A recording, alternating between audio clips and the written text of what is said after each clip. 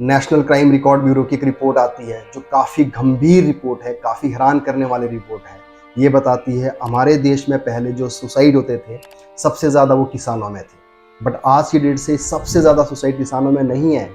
बल्कि स्टूडेंट्स में है, यूथ में है। और ये एक ऐसा ग्रुप है जो सबसे ज़्यादा वनरेबल है सुसाइड के लिए 15 साल से लेकर 29 साल तक के बीच का। अगर हम देखें ये जो ग्रुप है पॉपुलेशन का, ये हमारी टोटल पॉपुलेशन का 57% हिस्सा बनाता है। 13,089 सुसाइड स्टूडेंट्स के बीच में होते हैं और 10,881 सुसाइड फार्मर्स के होते हैं। अगर हम इस सुसाइड रेट को बढ़ने की दर को देखें तो 2% ओवरऑल पॉपुलेशन में है और 4% स्टूडेंट्स के बीच में है। तो मुझे लगता है कि ये गंभीर मुद्दा है, इस पर ज़रूर बात होनी चाहिए क्योंकि हमारे देश के लिए और हमारी सोसाइटी के लिए, आने वाली जनरेशन के लिए, यूथ के लिए एक महत्वपूर्ण स्थान रखता है। तो हमें समझना होगा क्यों ये ग्रुप इतना वनरेबल है और इसके पीछे क्या रीज़न है। तो एक एक करके इसके रीज़न समझते हैं। सबसे पहला रीज़न आता है कट थ्रोट कॉम्पिटिशन। हमारे देश में कॉम्पिटिशन बहुत ज़्यादा है इस टाइम क्योंकि जो डेमोग्राफिक डिविडेंड है वो बहुत बड़ा है। जैसे ही बच्चा स्कूल जाता है उसके ऊपर कंपटीशन का एक दबाव बनने लग जाता है। उसको स्कूल में अच्छा परफॉर्म करना है, अच्छा रैंक लाना है, +2 के बाद उसको अच्छे कॉलेज में एडमिशन के लिए, जॉब पाने के लिए, चाहे वो यूपीएससी हो, स्टेट पब्लिक सर्विस कमीशन हो, एसएससी हो, बैंकिंग हो, और भी कई तरह की जॉब है, उसमें उसको कंपटीशन में हिस्सेदार बनना पड़ता है, जिसकी वजह से कई बार उसको एंजाइटी होती है और अगर रिजल्ट उसके फेवर में नहीं निकलते तो वो कहीं ना कहीं फ्रस्ट्रेट होकर सुसाइड जैसे कदम उठा लेता है। इस बात का जो सबसे बड़ा उदाहरण है वो है कोटा, जो कि राजस्थान में है। कंपटीशन का एक हब माना जाता है। वहाँ पे पिछले साल इसी नेशनल क्राइम रिकॉर्ड ब्यूरो की रिपोर्ट के अनुसार 26 लोगों ने सुसाइड किया। इस साल 6 लोग सुसाइड कर चुके हैं और 13 लोगों ने सुसाइड के लिए अटेम्प्ट किया है। और इसके पीछे दूसरा कॉज है हाई परफॉर्मेंस एंजाइटी। सभी को लगता है कि मुझे खूब अच्छा परफॉर्म करना है और अपने इर्द गिर्द जो लोग हैं उनको इम्प्रेस करना है और अपने लिए फ्यूचर में एक जगह बनानी है, तो जिसमें उसके ऊपर एक कॉन्टिन्यूसली प्रेशर रहता है और जो आगे जाके एंजाइटी में कन्वर्ट हो जाता है। और एंजाइटी जब होती है वो हमारे बिहेवियर में कन्वर्ट हो जाती है और आगे जाके बहुत सारी डिजीज़ का भी ये रूप धारण कर लेता है। और जो इसका एक्सट्रीम स्टेप है वो फिर से सुसाइड है। और तीसरी जो वजह है फियर ऑफ फेलियर। हर एक आदमी को, हर एक स्टूडेंट्स को शायद ये लगता है कि ज़िंदगी में उसको सक्सेस होना ज़रूरी है और हमारे देश में सक्सेसफुल होना ज़रूरी भी है क्योंकि जब तक हमारे पास जॉब नहीं आती तो हमारे पास काम की और एम्प्लॉयमेंट की और अपनी आजीविका कमाने का कोई और सोर्स नहीं है। तो वो जो उसके अंदर एक जो फेल होने का डर रहता है वो कहीं ना कहीं उसके दिमाग में घर कर जाता है और आगे जाके वो फ्रस्ट्रेशन और डिप्रेशन का भी एक कारण बन जाता है। जैसे कि हम देखते हैं कि हमारे देश प्रदेश में आज की डेट से लाइब्रेरियाँ बहुत खुल रही है और उन लाइब्रेरीज़ में बहुत सारे स्टूडेंट्स बैठे हुए हैं और वो इस उम्मीद के साथ बैठे हुए हैं कि हमें सरकारी नौकरी मिलनी चाहिए। और जब उनके सपने पूरे नहीं होते तो उनको सोसाइटी को फेस करना मुश्किल हो जाता है, पेरेंट्स को जवाब देना मुश्किल हो जाता है और एक दिन उनको अपने आप को ही जवाब देना मुश्किल हो जाता है, जो कि आगे जाके यही एक्सट्रीम स्टेप उठाने पर विवश कर देता है। अगली जो सबसे बड़ी वजह है वो है too many job seeker and less number of job. और ये हमें तब दिखता है जब हमारे देश में एक पीएन की पोस्ट के लिए लाखों की तादाद में ग्रेजुएट, पोस्ट ग्रेजुएट अपीयर होते हैं, अगेन उसी उम्मीद के साथ कि हमें सरकारी नौकरी मिलेगी। बट होता क्या है, सीट्स लिमिटेड होती है और जो एस्पिरेंट्स हैं वो ज़्यादा होते हैं। और दूसरी तरफ हमारी सोसाइटी में एक गंभीर जो बीमारी है वो भी प्रकट हो रही है, वो है पेपर लीकेज, करप्शन और स्कैम, जिसमें जो पब्लिक सर्विस कमीशन होता है और गवर्नमेंट है उनको बड़े कठोर स्टेप उठाने पड़ते हैं, जिसमें से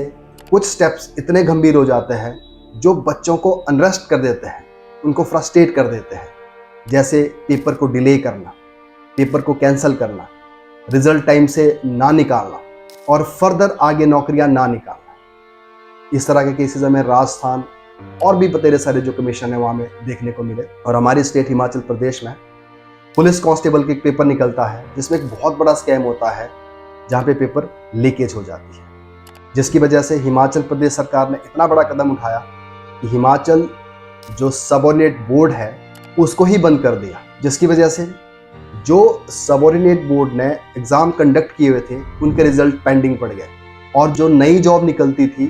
वो भी पेंडिंग पड़ गई। और हिमाचल प्रदेश सरकार की जो इकोनॉमिक कंडीशंस थी वो आज की डेट से ख़राब हो रही है, और बहुत सारा जो यूथ है वो अनएम्प्लॉयड है, लाइब्रेरीज में बैठ के तैयारी कर रहा है और उसको आगे कोई आशा की किरण नहीं दिख रही है, और वो स्टूडेंट्स, वो अनएम्प्लॉयड एक ग्रुप बन चुका है, एक प्रेशर ग्रुप बन चुका है। तो हमने आज तक देखे हैं इन्वायरमेंट को बचाने के लिए प्रेशर ग्रुप्स है, इंडस्ट्री के प्रेशर ग्रुप्स है, और आज की डेट से एक स्टूडेंट्स का अनएम्प्लॉयमेंट यूथ का भी एक प्रेशर ग्रुप है जो बार बार सरकार के ऊपर दबाव डालने की कोशिश कर रहा है, सड़कों पर उतर रहा है, प्रोटेस्ट कर रहा है। हिमाचल प्रदेश विधानसभा की जो सत्र चल रहा है वहाँ पे आके वो घेराव करने की बात कर रहा है। तो यहाँ पे हमें ये समझना पड़ेगा, अगर ये स्टूडेंट्स इतना ज़्यादा फ्रस्ट्रेट हो रहा है और उसको आगे आशा की किरण नहीं दिख रही है, तो कहीं ना कहीं हमें ये समझना पड़ेगा कि अगर इसको जॉब नहीं मिलेगी तो ये क्या कदम उठाएगा आगे जाके फ्यूचर में। हिमाचल प्रदेश स्कूल शिक्षा बोर्ड ने पिछले कल 85,000 स्कूली छात्रों का रिजल्ट घोषित किया। टॉपर कौन रहा, इस बात की खबर हर जगह पहुंची, लेकिन जो इन परीक्षाओं में रह गए उन पर किसी का ध्यान नहीं गया। 18 साल के इस छात्र द्वारा ये परीक्षा पास नहीं की गई, अपने घर पर फंदा लगाकर अपनी जान दे दी। अगली जो वजह है वो हमारे एजुकेशन सिस्टम के अंदर ही है। हमारा इकोनॉमिक सर्वे 2023 और 24 का ये बताता है, जो बच्चे पढ़ लिख कर बाहर निकलते हैं, अपना कॉलेज कंप्लीट करते हैं, उनमें से सिर्फ 51% ही है जो एम्प्लॉयबल माने जाते हैं। जो बाकी के जो बच्चे रहते हैं वो कहीं ना कहीं फिर उस अनएम्प्लॉयमेंट की चपेट में आ जाते हैं। तो इससे मुझे लगता है कि हमें जो अपना एजुकेशन सिस्टम है उसको और दुरुस्त करना पड़ेगा, वहाँ पे कुछ स्किल सिखानी पड़ेगी, और ताकि उनको आगे लाइफ में अपनी लाइवलीहुड को अर्न करने के लिए कोई ना कोई स्किल आती होगी। और यदि प्राइवेट सेक्टर में उनको जॉब करनी होगी उसके लिए वो एलिजिबल होते होंगे। और हमारा जो प्राइवेट सेक्टर है वो भी हमेशा ये कंप्लेन करता है कि जो लोग कॉलेज से पढ़कर आते हैं उनके पास कुछ खास किस्म की स्किल नहीं होती, इसलिए हमें उनको जॉब में रखना मुश्किल हो जाता है, और नहीं तो उनके ऊपर एक्स्ट्रा खर्च करना पड़ता है उनको ट्रेन करने के लिए। अगली जो सबसे बड़ी वजह है जिसने हमारे यूथ को हर तरफ से अपनी चपेट में ले लिया है वो है social media, social networking sites और स्क्रीन टाइम।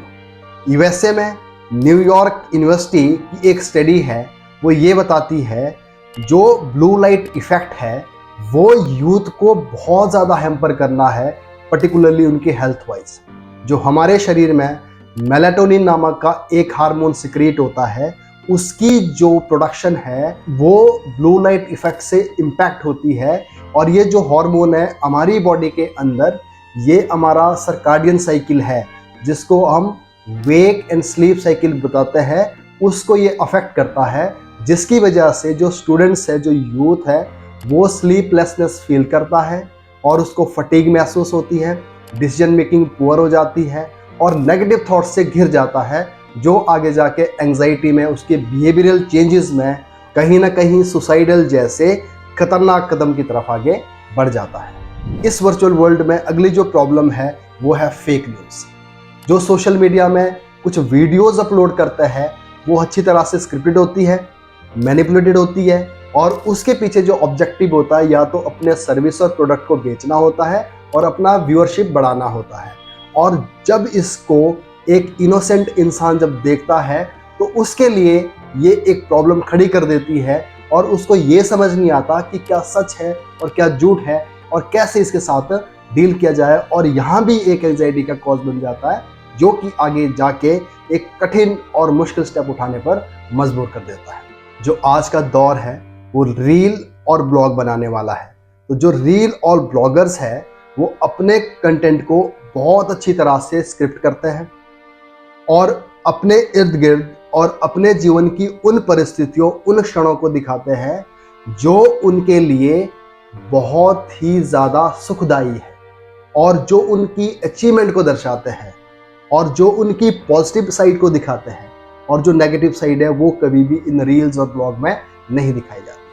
और जब एक इनोसेंट यूथ जब इन रील्स और ब्लॉग को देखता है तो वो अपने आप को उस लेवल का नहीं पाता और अपने आप को उससे मैच करने की कोशिश करता है, तो उसको लगता है कि मैं तो इसके आगे पीछे कहीं भी स्टैंड नहीं करता, जिसकी वजह से उसका जो कॉन्फिडेंस है वो लो हो जाता है और अपनी जो उसकी सेल्फ एस्टीम है वो गिर जाती है और अपने आप को वो सोसाइटी से अलग कर देता है और या कोई और रास्ता अपनाता है जिससे उस लेवल तक पहुंचा जाए, और जिसकी वजह से लाजमी है कि उसको जो फ्रस्ट्रेशन है वो आनी है। तो मैं ये चाहता हूँ कि हर एक इंसान को ये समझना चाहिए कि जो ये रील वाला वर्ल्ड है ये रियल नहीं है, ये वर्चुअल वर्ल्ड है और ऐसा कोई नहीं है इस दुनिया में जिसकी लाइफ में स्ट्रगल नहीं होगी। सबको अपने लेवल पे स्ट्रगल करनी होती है और जो आपका स्ट्रगल है वो आपका हिस्से का स्ट्रगल है, उसके साथ आपको ही डील करना पड़ेगा।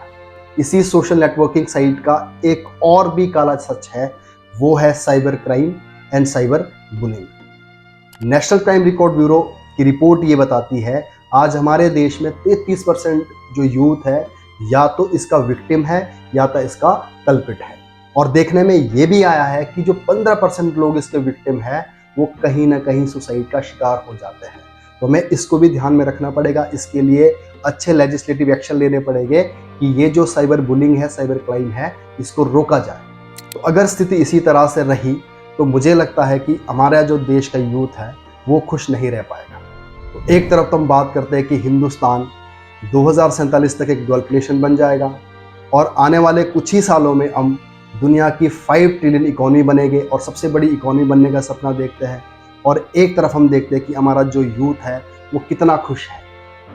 इंटरनेशनल हैप्पीनेस इंडेक्स एक रिपोर्ट आती है जो ये बताती है कि 143 कंट्री में से इंडिया का स्थान 126 है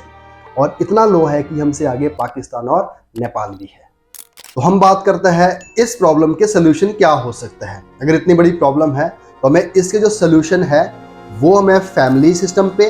एजुकेशन पे और गवर्नमेंट का क्या रोल है उस पर ज़रूर चर्चा करनी होगी। अगर हम फैमिली की बात करें तो जो सबसे बड़ा सोल्यूशन हो सकता है वो है ओपन कम्युनिकेशन। जो बच्चा है उसको किसी प्रकार का डर नहीं होना चाहिए, उसको ऐसा नहीं लगना चाहिए अगर मैं अपनी बात बताऊंगा तो मुझे जज किया जाएगा।